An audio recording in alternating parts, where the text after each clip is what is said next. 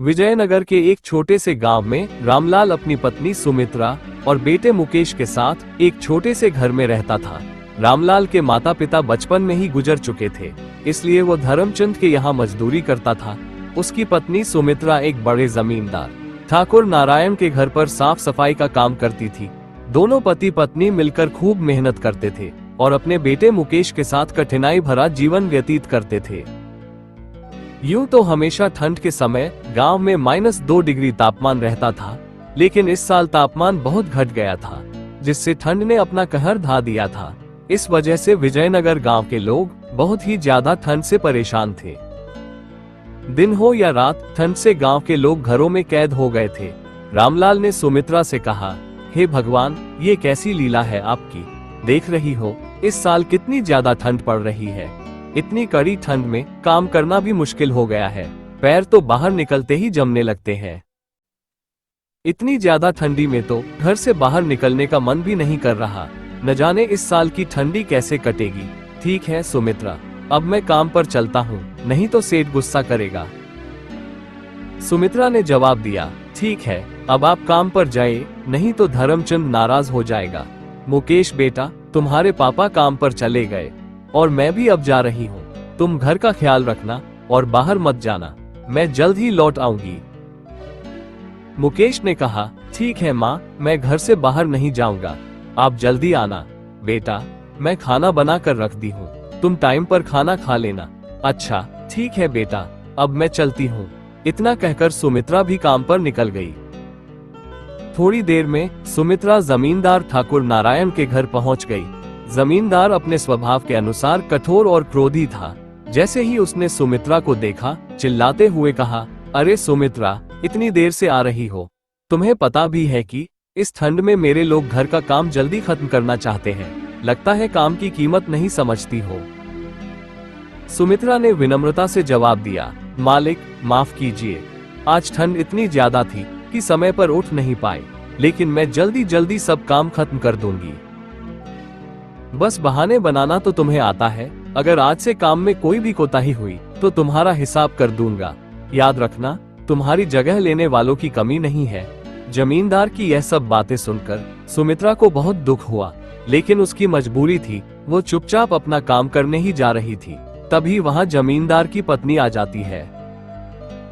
जमींदार की पत्नी ठकुराइन सुशीला, जो स्वभाव से दयालु थी, ये सुनकर बाहर आई और बोली, क्यों डांट रहे हो इसे? इतनी ठंड में भी काम करने आई है, यही क्या कम है? आपको थोड़ी सी भी दया नहीं आ रही है इसके ऊपर? तुम्हें नहीं समझ आता, ये लोग हमारी सहानुभूति का फायदा उठाते हैं। इन्हें समय पर सबक सिखाना जरूरी है, नहीं तो ये हमारे सर पर चढ़कर नाचने लगेंगे और कोई भी काम ठीक से नहीं करेंगे। सुमित्रा ने कुछ नहीं कहा। उसने सिर झुका लिया और अपने बेटे मुकेश की सोचते हुए जल्दी जल्दी काम खत्म करने में लग गई। लेकिन उसके मन में जमींदार के व्यवहार को लेकर आक्रोश पनपने लगा।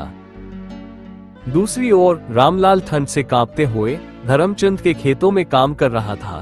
धर्मचंद ने उसे और मजदूरों को सख्त निगरानी में रखा था। उसने कहा, रामलाल, काम ठीक से कर रहे हो या ठंड के बहाने सुस्ता रहे हो? मैं मुफ्तखोरी बर्दाश्त नहीं करता। अगर आज मेरा काम पूरा नहीं हुआ तो 1 भी रुपया नहीं मिलेगा। रामलाल ने कहा, मालिक, पूरी मेहनत कर रहा हूँ। ठंड बस थोड़ी ज्यादा है, लेकिन आपका काम पूरा करके ही जाऊंगा। आप चिंता ना करें मालिक। रामलाल के चेहरे पर थकान साफ झलक रही थी। सुबह से ही ठंड में काम करते करते उसके हाथ अकड़ गए थे, लेकिन उसे अपने बेटे मुकेश और सुमित्रा के लिए कमाना था। वह जानता था कि उसकी मेहनत ही उनका सहारा है। हे भगवान, ये कैसी परीक्षा ले रहे हो? इतने ठंडे मौसम में भी काम करना पड़ रहा है, लेकिन अगर मैंने काम छोड़ा तो सेठ मुझे काम से निकाल देगा और घर कैसे चलेगा? दिन धीरे धीरे ढलने लगा। रामलाल ठंड में किसी तरह काम निपटाकर टीजे घर लौटने की सोच रहा था, लेकिन धर्मचंद ने उसे और देर तक रोक लिया। आज का काम पूरा करके ही जाना समझा, नहीं तो कल से मत आना। अगर थोड़ा सा भी काम छूटा तो समझ तेरी नौकरी गई। जी मालिक, जैसा आप कहें। रामलाल ने मन ही मन धर्मचंद को कोस रहा था, लेकिन उसे कुछ कहने की हिम्मत नहीं जुटा पा रहा था। उसकी मजबूरी ने उसे चुप कर रखा था। और इधर भी विजयनगर गांव में ठंड अपने चरम पर थी। गांव के लोग ठंड से कांपते हुए अपने अपने घरों में दुबके हुए थे। अलाव जलाना भी मुश्किल हो गया था क्योंकि सूखी लकड़ियों की कमी हो गई थी। गरीब परिवार तो और भी ज्यादा परेशान थे। वे 2 वक्त की रोटी भी नहीं जुटा पा रहे थे। गांव का चौपाल, जहां आम दिनों में लोग बैठकर बातें किया करते थे, अब सूना पड़ा था। ठंड ने हर किसी को घर में कैद कर दिया था। शाम को काम खत्म करके रामलाल घर लौटा। सुमित्रा ने उसे मुकेश की तबीयत के बारे में बताया। रामलाल ने मुकेश को देखा तो उसकी खांसी और ठंड से लाल पड़ा चेहरा देखकर चिंता में पड़ गया। उसने कहा, सुमित्रा, ऐसा लगता है कि ठंड अब बर्दाश्त के बाहर हो रही है। घर में अलाव जलाना जरूरी है, लेकिन लकड़ियां कहां से लाऊं? धर्मचंद ने आज इतनी देर तक काम कराया कि लकड़ियां लाने का समय ही नहीं मिला। मैंने सोचा था कि जमींदार से कुछ मदद मांग लूंगी, लेकिन वो तो आज मुझ पर ही गुस्सा करने लगे। उन्होंने मेरी हालत तक नहीं देखी। जमींदार और धर्मचंद जैसे लोगों को हमारी तकलीफों से क्या मतलब? उनके घर तो हमेशा गर्म रहते हैं। हम गरीब लोग जैसे तैसे ठंड में भी अपना पेट पालने की कोशिश करते हैं, लेकिन ये लोग हमें इंसान तक नहीं समझते। फिर सुमित्रा ने रसोई में जाकर कुछ सूखी घास और टूटी लकड़ियां इकट्ठा की जो उसने बचा कर रखी थी। सुमित्रा, मैंने कुछ लकड़ियां और घास बचा कर रखी थी। इनसे ज्यादा देर तक आग नहीं जल पाएगी, लेकिन मुकेश को ठंड से थोड़ा आराम मिल जाएगा। जैसे तैसे करके सुमित्रा और रामलाल ने अलाव जलाए, जिससे उनके घर थोड़े गर्म हो सके। सुमित्रा, क्या ठाकुराइन ने तुम्हारी कोई मदद नहीं की? वो तो आमतौर पर दयालु दिखाई पड़ती है। अजी उन्होंने रजाई दी थी जो मुकेश को दी है, लेकिन जमींदार के गुस्से की वजह से मैं ज्यादा कुछ कहने की हिम्मत नहीं कर सकी। वो मुझ पर चीखने लगे थे। हमारी जिंदगी में हर जगह वही दिक्कत है सुमित्रा। हम मेहनत करते हैं, पर लोग हमारी हालत देखकर भी आंखें फेर लेते हैं। न जाने क्यों लोग हमसे इतना नफरत करते हैं। मुकेश अलाव के पास लेटा हुआ ठंड से कांपते हुए खांस रहा था। सुमित्रा उसके पास बैठी रही और रामलाल को बाहर जाकर और लकड़ियों का इंतजाम करने को कहा। अगर मुकेश को कुछ हो गया तो मैं खुद को कभी माफ नहीं कर पाऊंगी। देखो ना, इसकी तबीयत और बिगड़ती ही जा रही है। ठीक है सुमित्रा, मैं कोशिश करता हूँ। रात ज्यादा हो गई है, लेकिन जंगल जाना ही पड़ेगा। तुम मुकेश का ख्याल रखना।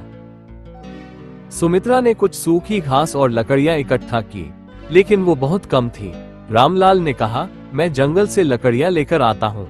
मुकेश को कुछ नहीं होना चाहिए। आधी रात को रामलाल लकड़ियां लेने के लिए जंगल की ओर निकल पड़ा। सुमित्रा ने उसे जाते हुए देखा और भगवान से प्रार्थना की कि वो सही सलामत लौट आए। सुमित्रा मुकेश के पास बैठी उसकी तबीयत को लेकर चिंतित थी। मुकेश की तबीयत धीरे धीरे और बिगड़ने लगी थी और उसकी सांसें भारी हो रही थी। मुकेश बेटा, सब ठीक हो जाएगा। तेरे पापा अभी लकड़ियां लेकर आएंगे, फिर हम आग जलाएंगे और ये ठंड तुझे परेशान नहीं करेगी। बस थोड़ी हिम्मत रख बेटा। मुकेश ने अपनी माँ की ओर देखा। उसकी मासूम आंखों में दर्द और थकावट साफ झलक रही थी। उसने धीमे स्वर में कहा, माँ, मुझे बहुत ठंड लग रही है। पापा जल्दी आएंगे ना? हाँ बेटा, तेरे पापा अभी आएंगे। तू चिंता मत कर, मैं तेरे साथ हूँ। भगवान सब ठीक करेंगे। सुमित्रा ने अपने आंसू छुपाने की कोशिश की, लेकिन उसके दिल में अजीब सा डर घर कर गया था। मुकेश की हालत बिगड़ती जा रही थी। उसने उसे सीने से लगाकर गर्मी देने की कोशिश की, लेकिन ठंड इतनी कड़ी थी कि सुमित्रा की अपनी सांसें भी कांप रही थी। इस बीच मुकेश की खांसी रुकने लगी। वो धीमे धीमे आंखें बंद करने लगा। मुकेश, आंखें मत बंद करना बेटा, तेरी माँ यहाँ है। देख, तूने खाना भी नहीं खाया। तेरे पापा आते ही आग जलाएंगे। लेकिन मुकेश अब कोई जवाब नहीं दे रहा था। उसकी सांसें धीमी हो चुकी थी। सुमित्रा उसे बार बार पुकार रही थी, लेकिन वह अब ठंड की चपेट में आ चुका था। मुकेश, उठ बेटा, तुझे कुछ नहीं होगा। तेरी माँ तुझे कुछ नहीं होने देगी। भगवान मेरे बच्चे को बचा लो। सुमित्रा ने मुकेश को जोर से सीने से लगाया और चीख चीख कर रोने लगी। उसकी चीखें पूरे विजयनगर के सन्नाटे को चीर रही थी। थोड़ी देर बाद जैसे ही रामलाल घर पर आया, उसने देखा कि सुमित्रा बिलक बिलक कर रो रही है। फिर उसने सुमित्रा से पूछ लिया, हम उसे बचा नहीं सके? दोनों पति पत्नी ठंड से हार गए थे। उनका बेटा, उनकी पूरी दुनिया अब नहीं रहा। उनके रोने की आवाज ने पूरे गांव को झकझोर कर रख दिया।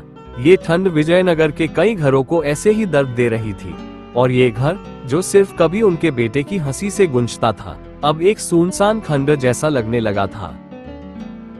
ठंड का कहर लगातार बढ़ रहा था और उनके दिलों में बेटे को खोने का गहरा दर्द जम चुका था। सुमित्रा ने खाना बनाना बंद कर दिया। रामलाल ने काम पर जाना छोड़ दिया। वे दोनों दिन रात बस एक कोने में बैठे रहते, मुकेश की यादों में डूबे हुए। सुमित्रा अक्सर अपने बेटे के कपड़े हाथ में लेकर रोने लगती थी। अब बेचारे दोनों पति पत्नी यही कहते रहते कि भगवान ने हमारे बेटे को हमसे क्यों छीना। सुमित्रा, ये सब मेरी गलती है। अगर मैं वक्त पर लकैया ला पाता तो मुकेश को बचा सकता था। मैं अपने बेटे को बचाने में असफल रहा। ठंड का कहर लगातार जारी था। उनके पास लकैया खत्म हो चुकी थी और घर के कोने में रखा सारा सामान ठंड से बर्फ जैसा जम गया था। दोनों के शरीर कमजोर होते जा रहे थे। सुमित्रा ने कई दिनों से कुछ खाया नहीं था और रामलाल भी पूरी तरह टूट चुका था। शायद अब हमारे पास भगवान के पास जाने का ही समय बचा है। यहाँ हमारी कोई जरूरत नहीं रही।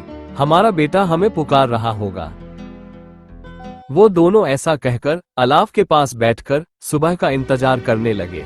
अगली सुबह गांव वालों ने रामलाल और सुमित्रा को घर के अंदर एक दूसरे का हाथ पकड़े ठंड से जम चुके पाया। उनके चेहरों पर एक अजीब सी शांति थी, जैसे उन्होंने अपने बेटे के पास पहुंचकर सुकून पा लिया हो। विजयनगर के गांव वालों के लिए यह एक और त्रासदी थी। ठंड ने एक और परिवार को खत्म कर दिया। गांव के लोग रामलाल, सुमित्रा और मुकेश को याद करते हुए उनके घर के पास अलाव जलाने लगे, मानो उनकी आत्माओं को शांति देने की कोशिश कर रहे हो। ये ठंड का मौसम सिर्फ बर्फ नहीं, बल्कि कई घरों की खुशियां अपने साथ ले गया था। विजयनगर अब और भी गहरे सन्नाटे में डूब चुका था। विजयनगर के लोग रामलाल, सुमित्रा और मुकेश की कहानी को कभी नहीं भूल पाए। उनका घर, जो अब खंडहर बन चुका था, गांव के लोगों के लिए एक चेतावनी बन गया। गांव के बुजुर्ग अक्सर बच्चों को उस परिवार की कहानी सुनाते और कहते, ठंड से लड़ने के लिए हमें साथ रहना होगा। अगर हम एक दूसरे की मदद नहीं करेंगे तो और भी परिवार ऐसे ही खत्म हो जाएंगे। इस हादसे ने गांव वालों को झकझोर कर रख दिया। अब सभी ने ठंड से बचने के लिए एक दूसरे की मदद करनी शुरू कर दी। विजयनगर के लोगों ने इस घटना से सबक लिया। अब गांव के लोग ठंड से लड़ने के लिए एक दूसरे की मदद करने लगे। रामलाल, सुमित्रा और मुकेश की कहानी गांव के बच्चों को सुनाई जाने लगी, ताकि ऐसी त्रासदी फिर कभी ना हो। दोस्तों, आपको हमारी ये कहानी कैसी लगी हमें कमेंट करके जरूर बताएं। और हाँ, चैनल को लाइक, शेयर और सब्सक्राइब करना ना भूलें। मिलते हैं अगली कहानी के साथ। तब तक के लिए धन्यवाद।